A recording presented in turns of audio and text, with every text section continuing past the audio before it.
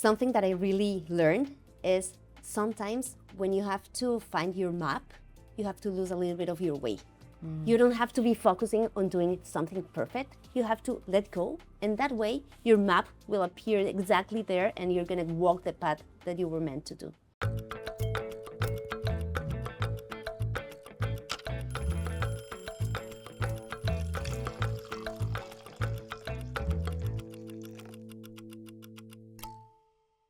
Hello and welcome to Coffee with Genny B. It's conversations over coffee. It's about community, connections, what brings me joy, and everything in between. I'm your host, Jenny Sakovac. I love the creativity that goes into art, that goes into music, into writing. It really showcases the history, the creativity, the feelings and emotions that go into it. In particular, I really love the murals that I've seen, not just in Winnipeg, but also in Mexico. The bright colors, the colors that you don't think go together, and yet somehow they do. And it just brings a smile to your face, and you think about what was the artist imagining when they created that mural or that piece of art or whatever it is. My guest today is someone who knows that very well. It's Goldie Yudelevich, who is originally from Mexico, who is a graphic designer, and she is going to share her story of how she journeyed through the world of art and color and magic. Please help me welcome Goldie. Hey, Goldie. Thank you so much for inviting me, Jenny. And yeah, I'm super excited because when I hear color, like my world just pops. Like exactly, it's magic what brings art to my life. So tell us, how did you get started? Well, I think I always knew I was an artist. Since I was little, I started drawing everywhere. So when I found out that there was a career named graphic design, and my aunt was a graphic designer, and I saw what she did, and I said, okay, that's me. So I always knew I wanted to be a graphic designer. And I had a huge opportunity after finishing high school. I went to Italy, to Florence, to learn there in an academy that was graphic design and art.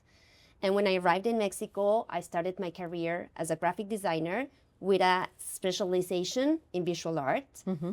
And that blended my two worlds completely. Now, what was it about visual arts that really struck your imagination and creativity? I couldn't sit still, and I always needed a way to see beyond the things. So I was always daydreaming, imagining, even like painting in the shower, like with all the steam. I was trying to see the world with different eyes. Mm-hmm. So that's how I knew I needed to be a designer, and I needed to put art into that design. Okay. Now, for someone who doesn't really understand all the different aspects of graphic design or even art itself, what is the difference between just regular art, painting, versus the visual tools? For me, it's the soul, I think. Okay, I love that. It's like, usually like most graphic designers, when they have a project, they just jumped into the computer and they start like doing everything. Now that we have so many AI tools, we just sit down and do it. But for me, I think I'm a little bit old school, but I always needed to draw something first. Like I did all my sketches. If I'm doing a brand or I'm doing any project, I have my sketchbook and I start to sketch, because I think the computer cannot really see all of those marks that my pencil can do. And in like the most recent times, I decided to switch that to a paintbrush, because it gave me more texture, more feeling, and more like freedom to create something, not just as a sketch, but as a path to see it, everything there, all the marks. And for me, that's the soul of every single project that I do. You know, I totally understand where you're coming from, because when I think about writing, I mean, it's great to go on a computer and you're sitting there, and sometimes you're sitting there with your fingers on the keyboard and it's like, I'm not quite sure what I want to write, but I know, and then eventually it comes. But when you're sitting there with a pen or a pencil and you start writing, it's almost as if the ideas that are in your head are going through your body into your hand, and it's coming out on paper. So I understand the feeling of, first of all, sketching, but also with a paintbrush, because I'm sure sometimes you have an idea of what it is that you want to do, but then when you actually start sketching or painting it, it turns into something different. Completely different. And I think that's the difference between designing and creating. It's completely different if you focus on, I'm not designing something, I'm creating something. And that gives it like a completely different feel. You know, absolutely, because again, you're designing something for someone specific who has an idea. You know, I might say, you know, Goldie, can you design a handbag for me? And it's like, okay, sure, I'll design a handbag, and you know, and then I give you very specific parameters and colors, and then you do exactly what I'm telling. Or I can say, Goldie, I want you to design me a handbag, and I want you to think about one that would suit me. So then that gives you the creativity to say, okay, now I can design something that I think would work for me. I think that's exactly how I came to do what I'm doing right now. Because like, I think if it's a personal brand, you have to feel it before you understand it. Yes. So it's so important to really listen. And I think in all of these years, like working right now with adults, I started with kids and doing so many workshops that I truly saw how people think differently when they're creating. So that's why I think I need to listen, because yeah, if you tell, okay, here you have like a white canvas, do whatever you want, but I need to understand you first to truly reflect who you are. And that's more like a combined process, something that we both can do together. So it's a conversation that we have, and where you're asking me questions, you know, what's your favorite color? What colors do you want? What design are you looking for? And so getting that information, but I'm sure that you've come across someone who has no idea what they want. So how do you overcome the feeling of, I don't know what to tell you, so just give me something? Well, that's exactly what I'm super excited about, this new experience that I'm creating. I'm always about doing different stuff and do different experiences. I think that's something that changed your perspective.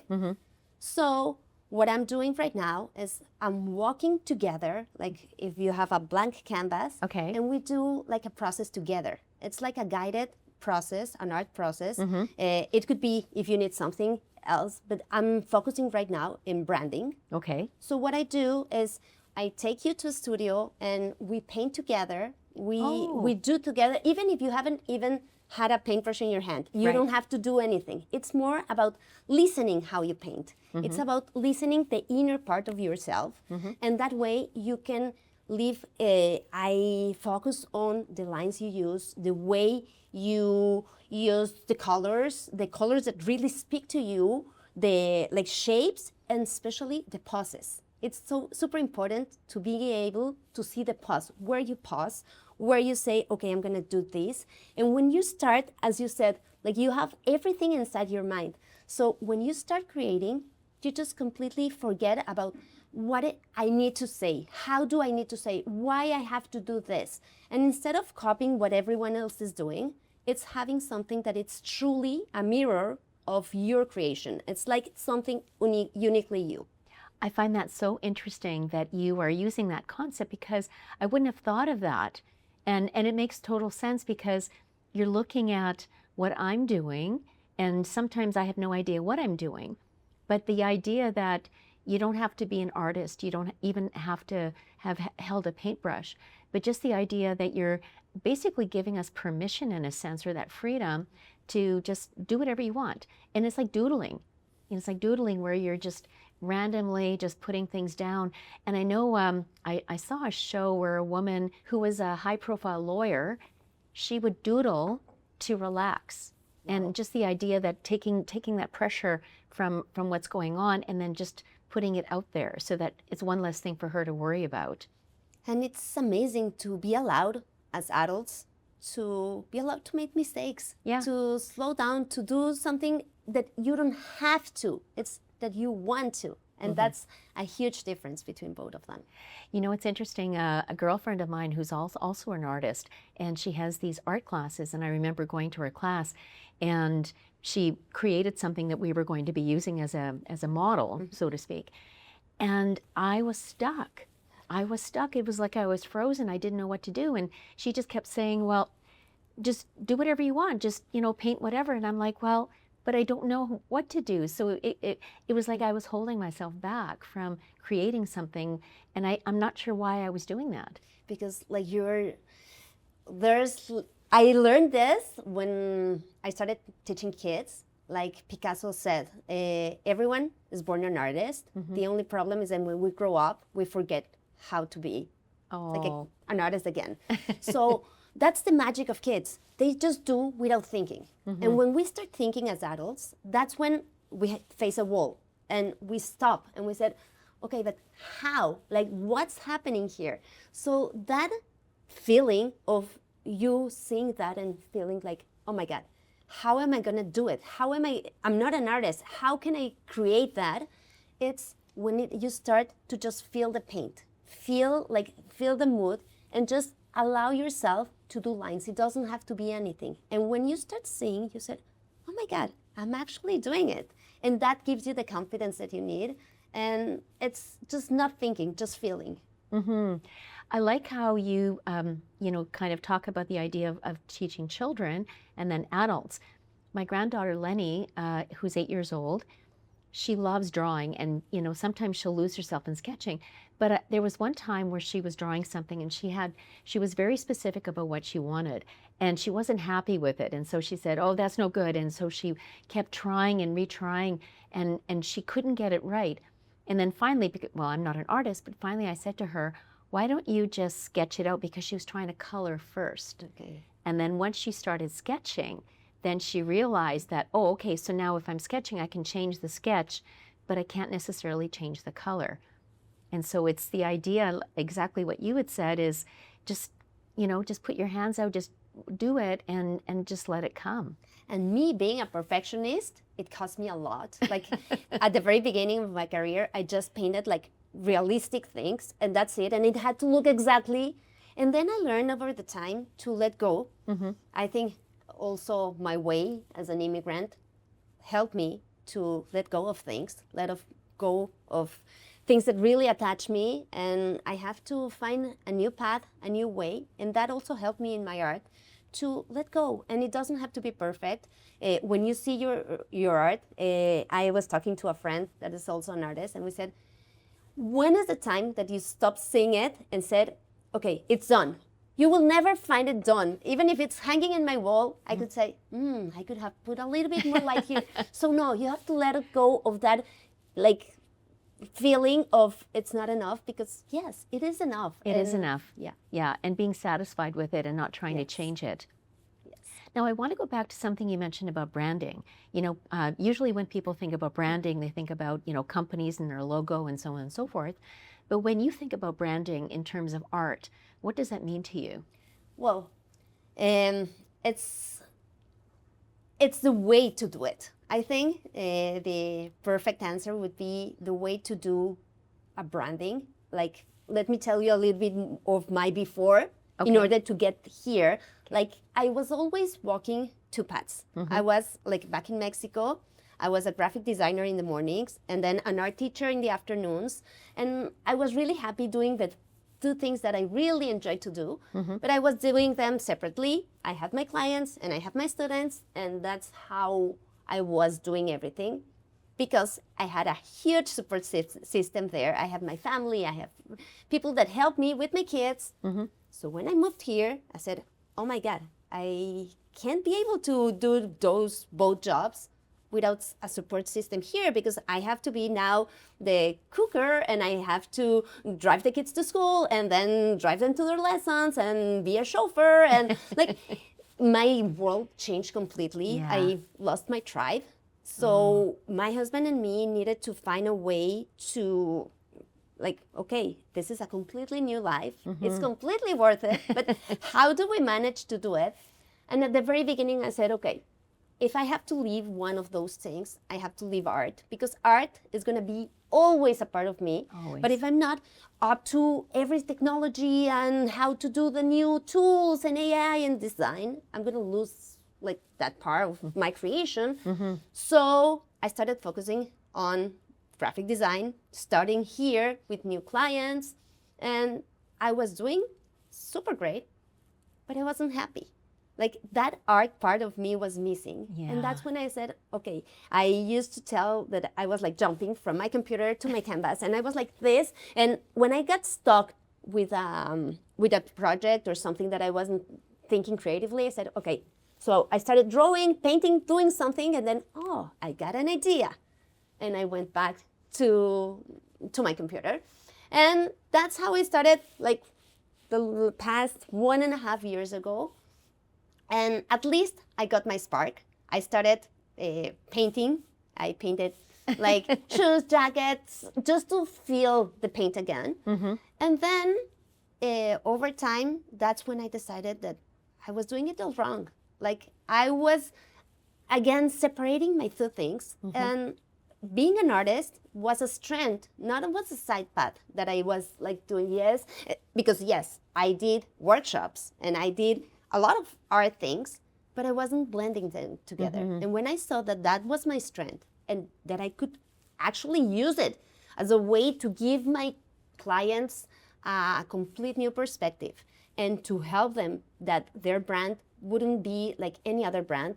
Like now everyone can jump into Canva and say, oh, here's the logo.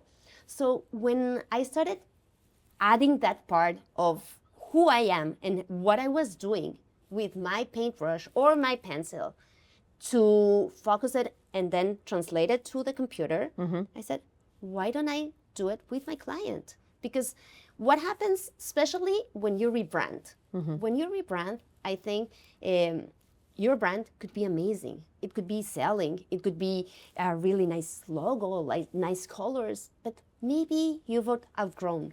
You've outgrown a little, you are not feeling reflected exactly in that part of who you were a few years ago.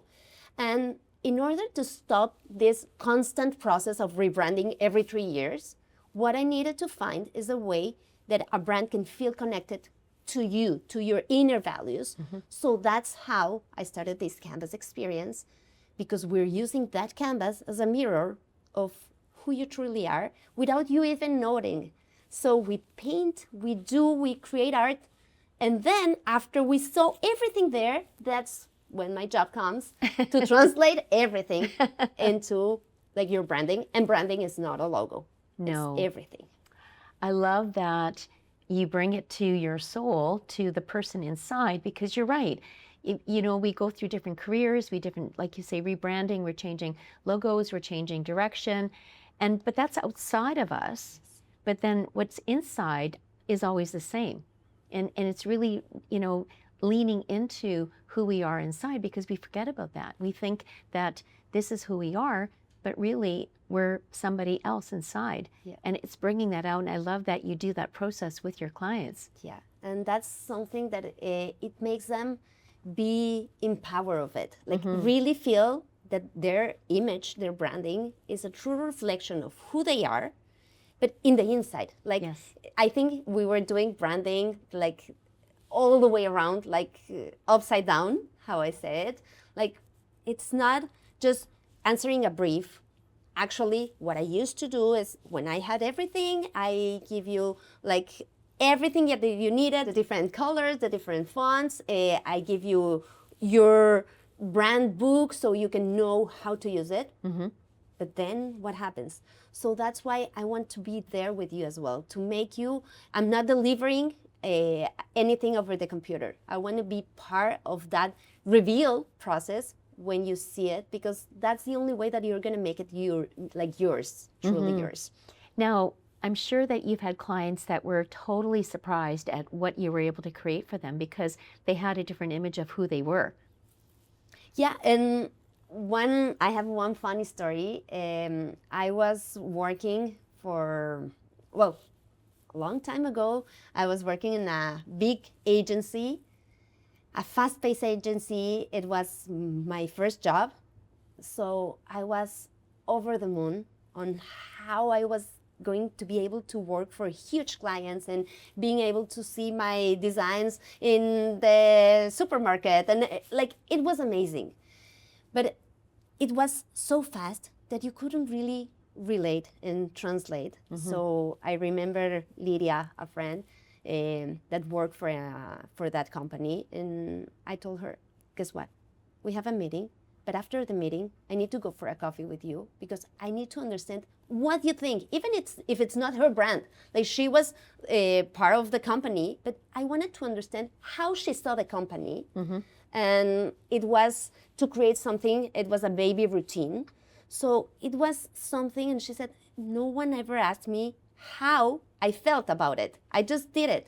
So having that part of someone really wanting to listen, how you feel, it gives the feel like the, I don't know how to express in a word, but it gives the power of really saying, oh my God, that was completely different from what I was expecting. It brings you to that sense of authenticity and really getting back down to who you are and the original story, if you will. Because you're right, I mean, again, this is who we put on a mask, you know, we put on a persona, and people know us as a certain way, but then having someone, but why? But why? And asking those questions until you get down to the actual story of who we are. And again, sometimes we don't know who we are because we've gone to so many, as you say, different personas and different lives and so on and so forth. But having someone take the time to listen and really listen and want to know, and that makes such a huge difference. And you know what? It's like sometimes when people say, I need to change my logo, it doesn't mean that you need to like overdo it completely. It's maybe one line. It's maybe just one font. It's something, sometimes it's so easy to just, well, easy, it's not the word because it takes a whole process, but You're right. It's not like a completely different thing. It's just like really appreciating and feeling what was missing. That part that make the switch and said, oh my God, it was that. And that's come from 15 years of experience doing the things that I do, to be able to just listen and do. Listen and do, absolutely, yeah. It makes me think about your workshops. I know that you've done a few workshops, coffee, paint and coffee, so coffee mugs, which of course, you know, is close to my heart. And then you also do the paint and wine, which is my other love. So tell us how you, what brought you, what gave you the idea of doing these kind of workshops? Like when you think about a paint workshop, you think of a canvas and doing like an art piece, and that's amazing. But when I moved and I wanted something new, I wanted to find different ways to express my art, that it's not just like a beautiful painting on the wall. So I started experimenting with different things, as I told you, with my shoes, with jackets, like giving things another life. I don't know if it was part of my process of leaving things behind and like giving my life a new rebirth, a new way of doing things. So I said, okay, I'm done with the canvas then. So what I wanted to do is to create something different. So doing it in glass, as we were speaking about, that people feel frightened to actually make a mistake. Yeah. So the glass is an amazing way to, you can erase it. Even like when it's not dry, you made a mistake and you just get your special pad and you just wipe it. And it's amazing to see also, I was trying to find a surface that you can see through. And like in my past workshop, I have someone that told me that it was amazing for her, the feeling to drink her tea and seeing like the paint, like seeing everything. And there was also one mug that was really nice, that it was painted all around. And if you put the black coffee, you would see each sip you take, you will see like the complete phrase or the complete quote that he wrote. Oh my gosh. So it was something super creative. And that's something that really surprises me, to see how people can enjoy that creativity and enjoy that pause in a world that it's always asking us to rush, to do, to think, to solve, to listen, to go there. We need that pause. We need that moment of connecting with ourselves. Even if we don't know what to do with the paintbrush, your heart knows. Yes. So you will just do it, and then you see, oh my God, I did that. And I love the idea that, using like a coffee cup or a mug or a wine glass, because it's something that you can use at home versus, you're painting on a canvas, and now what do you do with the canvas? Where are you going to hang it? And I know for me, whenever I've done paintings, they're usually, sitting somewhere in the basement. But now you've got a wine glass that you've painted, and you're going to drink out of that wine glass, and you're going to show it off to your friends and family, anybody that comes over. Same thing with a coffee mug, because now it's different. Now it's something that no one else will have, because it's your brand, it's your idea, it's your creativity. And I love that you came and gave that to us as a gift. And you know what? The best thing of it is that you remember the experience. Yes. The feelings that you were feeling when you were doing it. And it's a constant reminder of that day. Maybe you made an amazing connection. Maybe you met someone you were talking to while you were painting, because like conversations truly flow that way. So you always have that reminder of, okay, I did this when I experienced that and I felt that. So it's always that feeling of, I did this. And it's also like an amazing gift. For example, if you do it later and you can give like something that it's completely personalized, completely unique. To someone else. Yeah. Yes, I love that. Now I want to talk about doodling for a second. I mentioned about doodling. Yeah.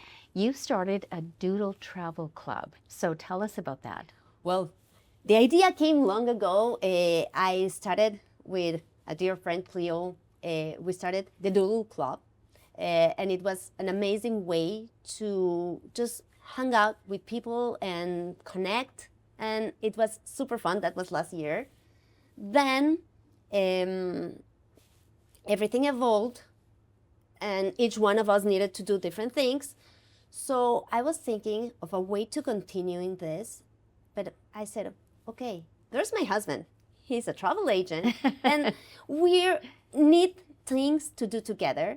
So that's when everything like fit together, and I said, okay, we should do the Doodle and Travel Club. And that's a way to connect our passions, our way to do things, and to create a community. So the shift that we did in this specific club and how we started it, it's because we want something that it's continuous, that you will have one day a month to forget about everything.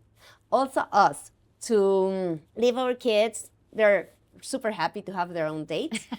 So we leave the kids, and it's one date that we have to hang out with people and to do something amazing. As you were saying, how while you doodle, you just let go, you imagine. And for me, manifestation, it's so important when you started. And I always go back to when we started with this dream to come to Canada, and I started doodling it and painting it. And like, I actually painted my dream home. And starting, when you put everything on a piece of paper, it's not just like repeating, yes, I'm gonna do that. Now it's a visualization process that you see it, you create it. So you just wait for the universe to send it to you, because like all the signs are there.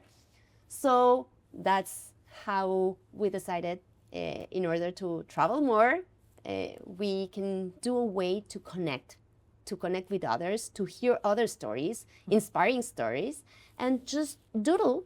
So we can do, and our idea is to have this as a constant, like the people that came to return every single month to get their passport stamped, and over the summer, we can go to do a trip together. That sounds lovely. Yeah. When you were talking, a phrase came to mind that I don't know where I heard it, but your mind knows what your heart wants. That's completely true. That's completely true. Sometimes we say the things that we think we need to say. Yeah. And it's not true. Like everything lies just here. And when you start doing the things and not thinking, I think that's the most important part. Not thinking, just doing. It's when you say, oh my God. And doing, like, I always wanted to do my journalings. I wanted to do it again. with this pace of life and running, I didn't have time. So now that I started again, it gave me so much peace to start doodling and having one specific moment that I just open my journal and just start sketching everything. Yeah, and just sketching and doodling and not even thinking about it, because you're right, we overthink things. And you mentioned about being a perfectionist. That's what stops me sometimes, because I want it to be perfect. And it's interesting and I kind of ironic because, you know, I tell my students there's no such thing as perfect. You just do it. And even if you're scared and even if you're nervous or you don't think you can, just putting yourself out there, and you're amazed at how much you can do if you just trust yourself and trust the process. Yeah. And one of my favorite t-shirts says perfectly imperfect. And yeah, that's exactly like, it will be perfect because you created. Yes, I love that. So yeah. So any ideas on what you want to go and do next time? So we've done the paint and wine, and we've done the paint and coffee or mugs, and the doodle travel club. What are some ideas that you want to start thinking about in the future? Like everything is related to create, to do. I think that's my spark. Like also community things. Like I think me being a self-employed, sometimes it could feel a little bit lonely. And that was when I moved here. At the very beginning, I started looking for a job in a big agency. I said, okay, I've been a freelancer for so long in Mexico, but I have like lots of clients there. So how can I start here? It's better to be now part of something bigger than me and to connect with others. And that's how I started. And then I realized that it wasn't me anymore, because I had it happened to me that I was in a job interview and they asked me if, for example, you're gonna be working, you're gonna be the graphic designer, but there's gonna be like a whole team that will let you know what the client wanted. So are you okay if they say that the client needs a blue circle in their logo? And I said, yeah, if I think that a blue circle in the logo could help him, yes. So I said, no, I need to have that part of connection again with the clients, not being able to have it on a brief and say, I need to do this.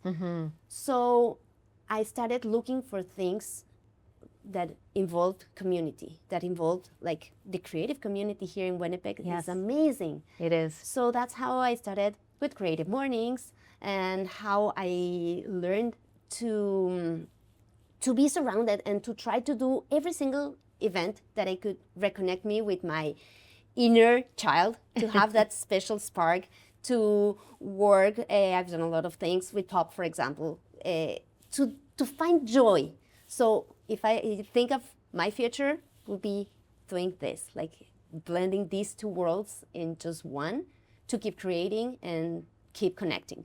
I love that. And I can totally relate to that connection, community, joy. That's what I'm all about as well. And so I feel your emotion, and I can definitely see how much, I can see how much joy and love it brings you.